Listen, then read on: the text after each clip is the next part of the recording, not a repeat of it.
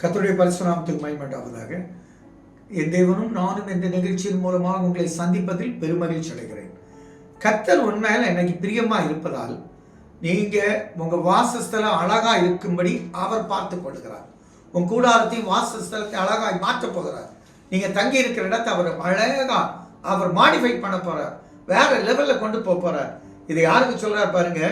என்னாகமம் 24வது அதிகாரம் 5வது 6வது வசனத்துல பாருங்க.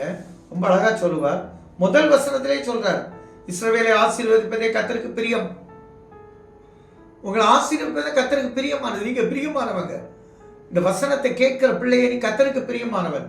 உன்னை பார்த்து தான் சொல்றார் 5வது கூடாரங்களும் இஸ்ரவேலே உன் வாசஸ்தலங்கள் எவ்வளவு அழகா இருக்கிறது. அவைகள் பரவி போகிற ஆறுகளைப் போலவும் நதியோரத்தில் உள்ள தோட்டங்களைப் போலவும் கர்த்தர் நாட்டின சந்தன மரத்தை போலவும் தண்ணீர் அருகே இருக்க கேதுரு மரத்தை மரங்களைப் போலவும் இருக்கிறது.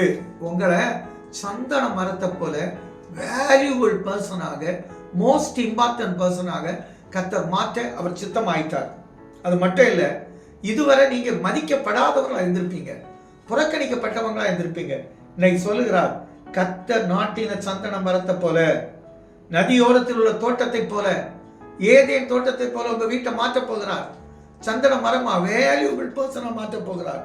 தண்ணீர்கள் உள்ள கேதுரு மர விருட்சங்களை போல சங்கீதத்துல 91 சொன்னார் பாருங்க.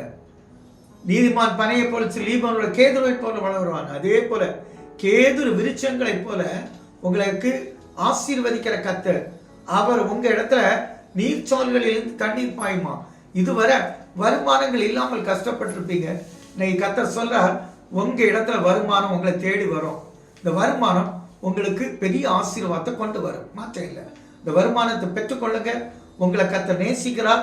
உங்க காரியம் யாவும் நடக்கும். மாற்றம் இல்லை. நிறைய வேளையில யாவும் நன்மையாய் முடியுங்கள். நல்ல தகப்பனே, அப்படி ஆசீர்வதித்து மகிழ்ச்சி வேணாலும் பிதாவே. ஆமென்.